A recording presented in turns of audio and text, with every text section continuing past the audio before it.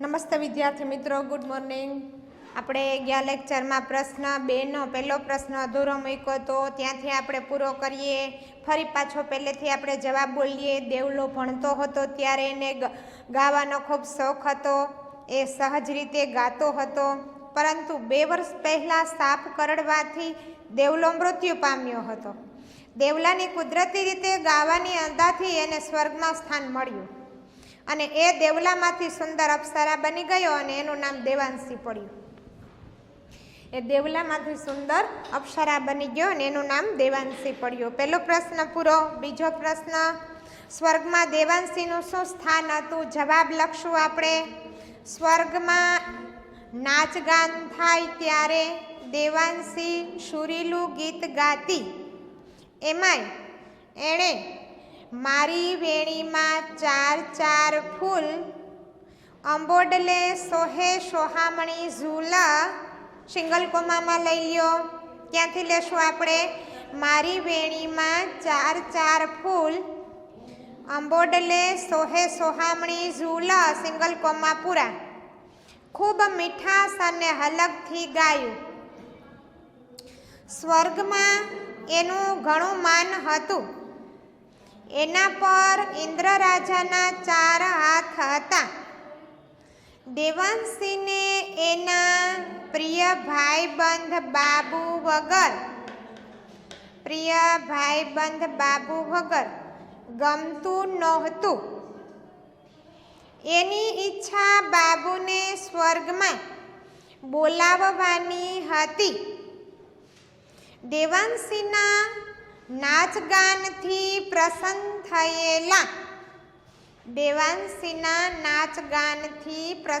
થયેલા ઇન્દ્ર રાજાએ દેવાંશીની આ ઈચ્છા પણ પૂરી કરી. આમ દેવાંશી કુદરતી રીતે નાચતી ગાતી, એને લીધે તેને સ્વર્ગનો મોભો મળ્યો હતો. પૂર્ણ વિરામ. ત્રીજો પ્રશ્ન, દેવલાએ બાબુ સાથેની દોસ્તીને કેવી રીતે નિભાવી તે તમારા શબ્દમાં લખો. જવાબ લખો. દેવાંશી ઉર્ફે દેવલાના નાચગાનથી પ્રસન્ન થયેલા ઇન્દ્ર રાજાએ વરદાન માગવા કહ્યું. દેવલાએ ઇન્દ્ર રાજાની પાસે એના નાનપણના ભાઈબંધને સ્વર્ગમાં લાવવાની ઈચ્છા રજૂ કરી. ઇન્દ્ર રાજાએ એની ઈચ્છા પૂરી કરી અને બાબુને દેવલા સાથે એક દિવસ સ્વર્ગમાં રહેવાનો લાહવો મળ્યો. આ રીતે દેવલાએ બાબુ સાથેની દોસ્તી નિભાવી. પ્રશ્ન 3 પૂરો. પ્રશ્ન 4, ચોથો પ્રશ્ન, દેવાંશીએ બાબુને વિદાય આપતા શી શિખામણ આપી? જવાબ લખો. દેવાંશીએ બાબુને વિદાય આપતા શિખામણ આપી કે તું પુણ્ય કરજે, પણ કરવા ખાતર નહીં. એનો વિચાર પણ કરતો નહીં. એ પુણ્ય આપોઆપ જ થવું જોઈએ. અહીંયા આપણો ચોથો પ્રશ્ન પૂરો. હવે 2-3 વાક્યવાળા નાના પ્રશ્ન. પહેલો પ્રશ્ન કયો છે? કુદરતી એકાંકીના લેખકનું નામ લખો. જવાબ, કુદરતી એકાંકીના લેખક લાભશંકર ઠાકર છે.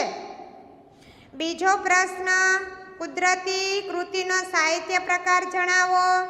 જવાબ, કુદરતી કૃતિનો સાહિત્ય પ્રકાર એકાંકી છે. ત્રીજો પ્રશ્ન, બાબુનો મિત્ર દેવલો સ્વર્ગમાં શું બની ગયો હતો? જવાબ બાબુનો મિત્ર દેવલો સ્વર્ગમાં દેવાંશી અપ્સરા બની ગયો હતો. ચોથો પ્રશ્ન, મારા બાળપણનો જીગરજાન દોસ્ત છે બાબુ, એની બહુ યાદ આવે છે, એને તેડાવો. આ વાક્ય કોણ બોલે છે, કોને કહે છે? જવાબ મારા બાળપણનો જીગરજાન દોસ્ત છે બાબુ, એની બહુ યાદ આવે છે, એને તેડાવો. આ વાક્ય દેવલો બોલે છે અને ઇન્દ્ર રાજાને કહે છે. પાંચમો પ્રશ્ન, સ્વર્ગના નિયમ મુજબ કયું કાર્ય પુણ્ય ગણાય? સ્વર્ગના નિયમ મુજબ કુદરતી રીતે સહજતાથી થયેલું કાર્ય પુણ્ય ગણાય છે. છઠ્ઠો પ્રશ્ન, બાબુનું કયું પુણ્ય કર્મ તેને સ્વર્ગમાં લઈ ગયું? બાબુએ પેશાબ કરતા 2 ડગ ખસીને એક કીડીને મરતા બચાવી, તેનું આ પુણ્ય કર્મ તેને સ્વર્ગમાં લઈ ગયું. સાતમો પ્રશ્ન, ઇન્દ્ર રાજાએ બાબુને ક્યાં બેસાડ્યો? જવાબ ઇન્દ્ર રાજાએ બાબુને પોતાની પાસેના સિંહાસન પર બેસાડ્યો. આઠમો પ્રશ્ન, દેવાંશીએ બાબુને સ્વર્ગમાં આવવા માટે શું કરવાની સલાહ આપી? દેવાંશીએ બાબુને સ્વર્ગમાં આવવા માટે કુદરતી રીતે પુણ્ય કાર્ય કરવાની સલાહ આપી. પુણ્ય કાર્ય કરવાની સલાહ આપી. પૂર્ણ વિરામ. નવમો પ્રશ્ન, પરસોત્તમ ડાક્ટરે બાબુને તપાસી શું લાવવા કહ્યું? જવાબ લખો. પરસોત્તમ ડાક્ટરે બાબુને તપાસી ગંગાજળ લાવવા કહ્યું. 10મો પ્રશ્ન, દેવદૂતો બાબુને ક્યાં લઈ ગયા? દેવદૂતો બાબુને સ્વર્ગમાં લઈ ગયા. દેવદૂતો બાબુને સ્વર્ગમાં લઈ ગયા. 11મો પ્રશ્ન, સ્વર્ગમાં સિંહાસન ઉપર કોણ બિરાજેલા હતા? સ્વર્ગમાં સિંહાસન ઉપર ઇન્દ્ર રાજા બિરાજેલા હતા. પૂર્ણ વિરામ. જમી લીધા પછી ઇન્દ્ર રાજાએ શું ખાધું? જમી લીધા પછી ઇન્દ્ર રાજાએ બંગલા પાન ખાધું. 13મો પ્રશ્ન, સૌ ગયા પછી કાશીફઈએ શું બનાવવા આંધણ મૂક્યું? સૌ ગયા પછી કાશીફઈએ લાપસી બનાવવા આંધણ મૂક્યું. 13 પ્રશ્ન પૂરા. આ પાઠનો વ્યાકરણ વિભાગ લખશું. આપણે સીધો બોર્ડમાં લખીએ વ્યાકરણ વિભાગ. આ પાઠનો વ્યાકરણ વિભાગ સ્વાપોથીમાં સીધા જવાબ લખશું. પહેલો ક્રમ જોડણી, એમાં સીધો આપણે સુધારેલી જોડણી જ લખશું. 1માં મુંઝારો, બીજામાં પૃથ્વીલોક,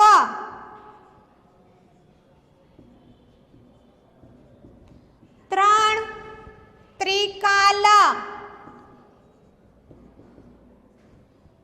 4 અપ્સરા, 5 સિંહાસન, સિંહાસન, 6 દેવાંશી. પ્રશ્ન બીજો, ધ્વનિ છૂટા પાડો.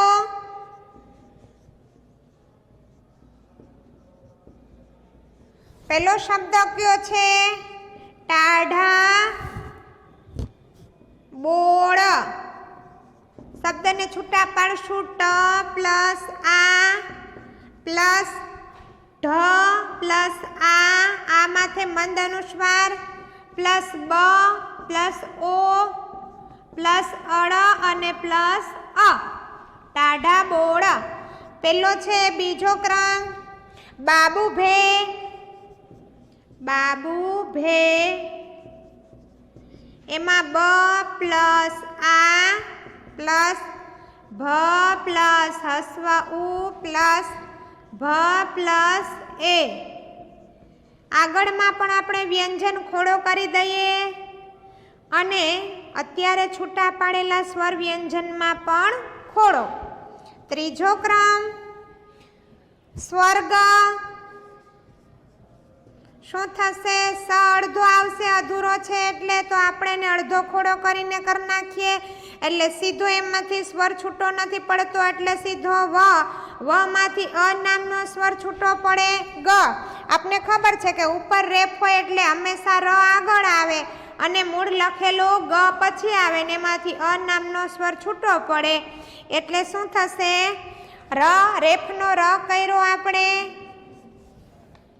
સિંહાસન, સિંહાસન, એમાં સ પ્લસ ઈ હસ્વ ઈ પ્લસ હસ્વ ઈની ઉપર અનુસાર હ પ્લસ આ પ્લસ સ પ્લસ અ પ્લસ ન પ્લસ અ.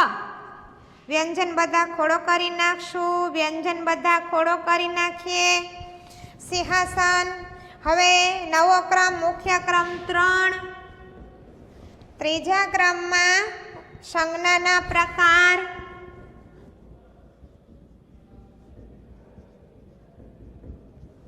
એમાં સીધો જવાબ લખીએ નરસિંહ, નરસિંહ. તો નરસિંહમાં શું થશે? વ્યક્તિ વાચક. બીજો ક્રમ ઠંડક, ઠંડક. એમાં કયો થશે? ભાવવાચક સંજ્ઞા. ત્રીજો ક્રમ ચાસૂઠ, ચાસૂઠ. એમાં થશે દ્રવ્યવાચક, દ્રવ્યવાચક. ચોથો ક્રમ વિશેષણ, વિશેષણ. વિશેષણમાં 24 સંખ્યાવાચક. પહેલા ક્રમમાં 24 બરાબર સંખ્યાવાચક. પછી બીજો ક્રમ મારા સાર્વનામિક, સાર્વનામિક. ત્રીજો ક્રમ અંબોડલે સોહે સોહામણી ઝૂલ. એમાં સોહામણી.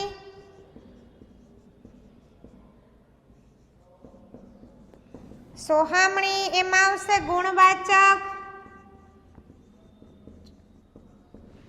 પછી ચોથો ક્રમ થોડો, થોડો પ્રમાણવાચક, પ્રમાણવાચક. પાંચમો ક્રમ સંધિ છોડો જોડો, સંધિ છોડો, છોડો અને જોડો. સંધિ છોડો જોડો. સિંહાસન, સિંહાસન. શું થશે? સિંહ પ્લસ આસન. બીજો ક્રમ દેવાંશી. એમાં શું થશે? દેવ પ્લસ અંશી, દેવ પ્લસ અંશી. મનોકામના, મનો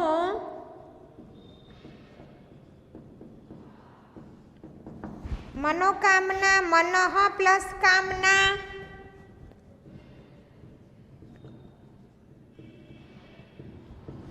મનઃ પ્લસ કામના. ચોથો ક્રમ ઉપવાસ.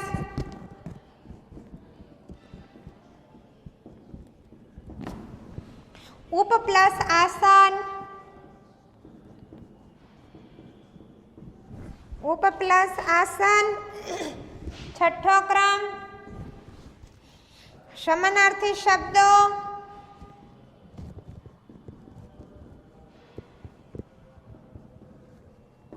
સમાનાર્થી શબ્દો એમાં ઠાઠડી,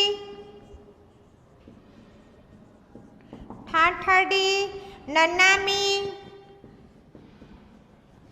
બીજો ક્રમ નવેરી. નવેરી એમાં ખાડ. ત્રીજો ક્રમ રસમ. રસમ એમાં રિવાજ. રિવાજ. ચોથો ક્રમ સોડમ. સોડમ સુગંધ. સુગંધ. પાંચમો ક્રમ ભાઈબંધ. ભાઈબંધ. મિત્ર. મિત્ર. છઠ્ઠો ક્રમ અઘરું. અઘરું.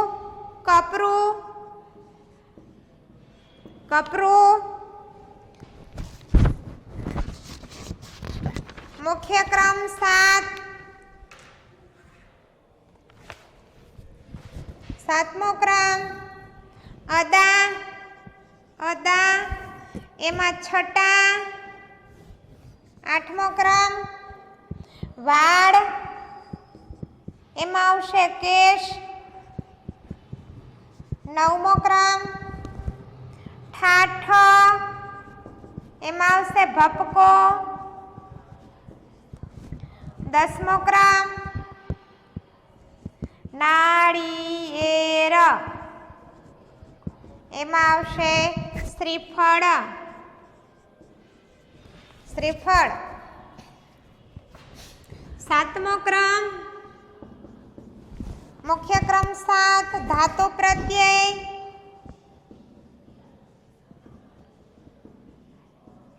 ધાતુ પ્રત્યય એમાં એક ઊંડાણ. બીજું ચડાઈ. સીધો જવાબ લખ્યો છે આપણે. મુખ્ય ક્રમ 8 સર્વનામ.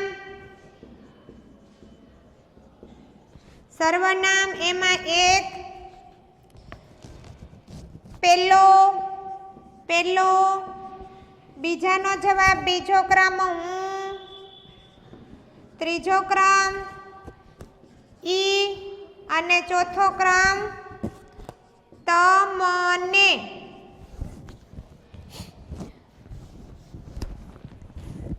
નવમો ક્રમ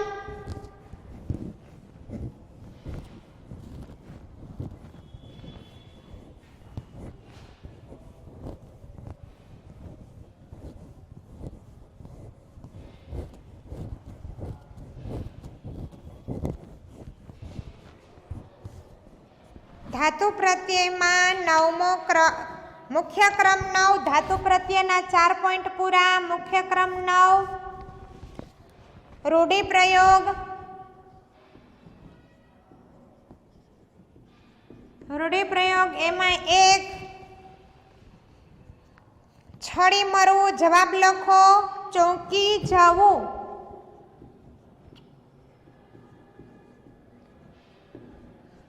બીજો પ્રશ્ન જીવમાં જીવવાવો. ભય દૂર થતા નિરાત થવી.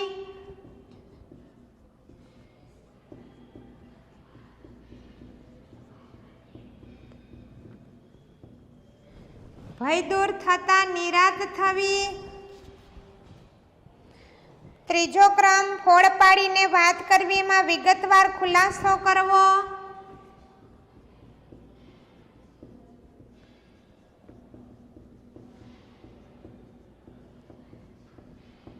વિગતવાર ખુલાસો કરવો. મુખ્ય ક્રમ 10.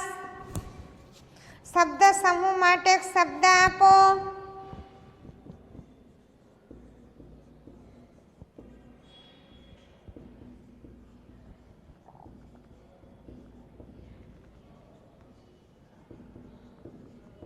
શબ્દ સમૂહ માટે શબ્દ આપો. એમાં આવશે પહેલામાં નાડા છડી,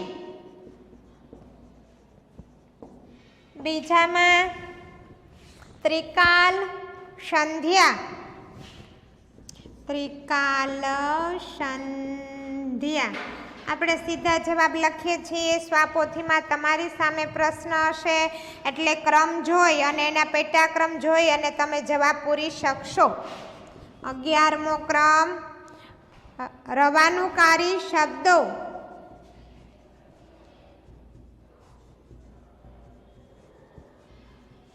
રવાનુકારી શબ્દોમાં પહેલાનો જવાબ નીકળશે રોકકળ, બીજાનો જવાબ નીકળશે કકળાટ, ત્રીજાનો જવાબ નીકળશે ફફડે અને ચોથાનો નીકળશે સરર સરર.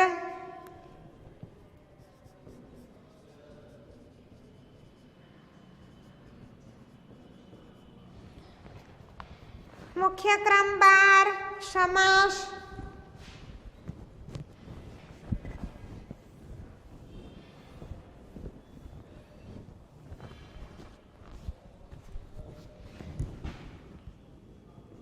બારમો ક્રમ સમાસ.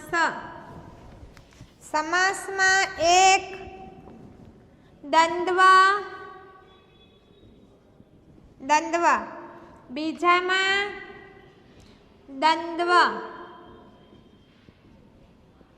ત્રીજામાં તત્પુરુષ, તત્પુરુષ, ચોથામાં દ્વંદ્વ, પાંચમામાં તત્પુરુષ, છઠ્ઠામાં મધ્યમ પદ લોપી,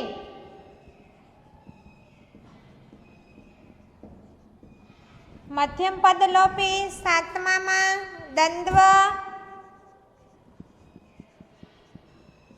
આઠમામાં તત્પુરુષ,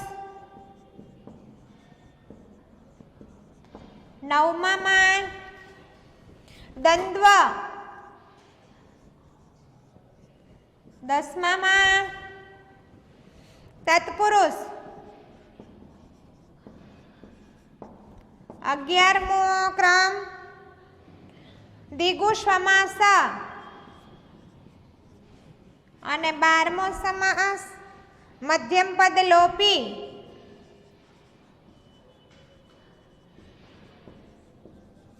સમાસને એકવાર આપણે વાંચી લેજો. હળદર મીઠું તો કે દ્વંદ્વ સમાસ પહેલો ક્રમ, બીજો મા બાપ તો કે દ્વંદ્વ સમાસ, ત્રીજો દેવદૂત તો કે તત્પુરુષ, દેવ અને દૂત એટલે દેવોના દૂત એટલે તત્પુરુષ, બરાબર. ચોથો ડાબા જમણી દ્વંદ્વ સમાસ, ચોથો ક્રમ દ્વંદ્વ સમાસ. પાંચમો ઇન્દ્ર રાજા તત્પુરુષ સમાસ, ઇન્દ્ર ના રાજા તત્પુરુષ સમાસ. સિંહાસન સિંહની આકૃતિ વાળું આસન મધ્યમ પદલોપી સમાસ. નાચ ગાન નાચ કે ગાન દ્વંદ્વ સમાસ. આઠમો ક્રમ તત્પુરુષ સમાસ. પૃથ્વી લોક પૃથ્વી ઉપરનો લોક. નવમો દ્વંદ્વ સમાસ નાનું મોટું નાનું કે મોટું. 10મો તત્પુરુષ સમાસ મનોકામના તત્પુરુષ સમાસ. મનની ઈચ્છા તત્પુરુષ સમાસ. 11મો ત્રિકાલ ત્રણ કાળનો સમૂહ દ્વિગુ સમાસ અને 12મો મધ્યમ ત્રિકાલ સંધ્યા ત્રણ કાળ સમયે કરાતી સંધ્યા મધ્યમ પદલોપી સમાસ. 12 સમાસનો આપણે વિગ્રહ કર્યો અને જવાબ જોયા. હવે આવે છે 13મો ક્રમ.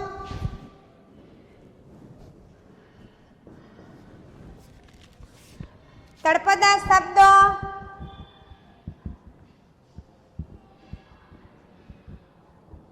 થડપદા શબ્દો એમાં પેલું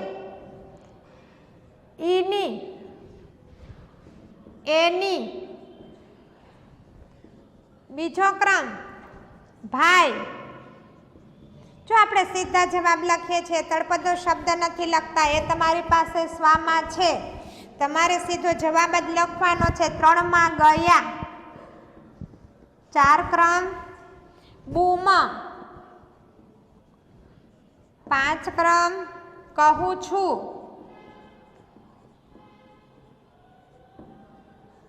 6 ક્રમ બેસો,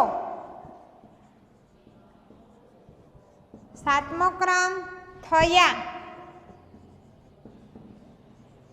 8મો ક્રમ બહુ, 9મો ક્રમ હર્ષ,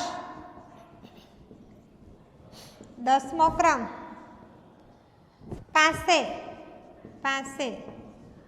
11મો ક્રમ લૂછવું, 12મો ક્રમ અત્યારની અને 13મો ક્રમ ક્યુ, 14મો ક્રમ ત્યારે, 15મો ક્રમ સાથે અને 16મો ક્રમ દંગ. 16 તળપદા શબ્દના સીધા જવાબ આપણે લખ્યા છે. મુખ્ય ક્રમ 13. હવે મુખ્ય ક્રમ 14. વિરોધી શબ્દો.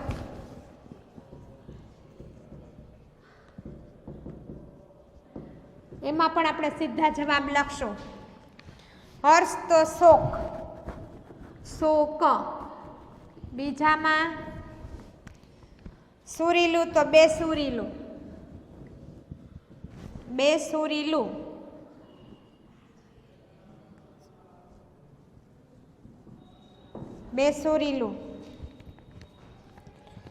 પછી મીઠાશ તો કડવાશ.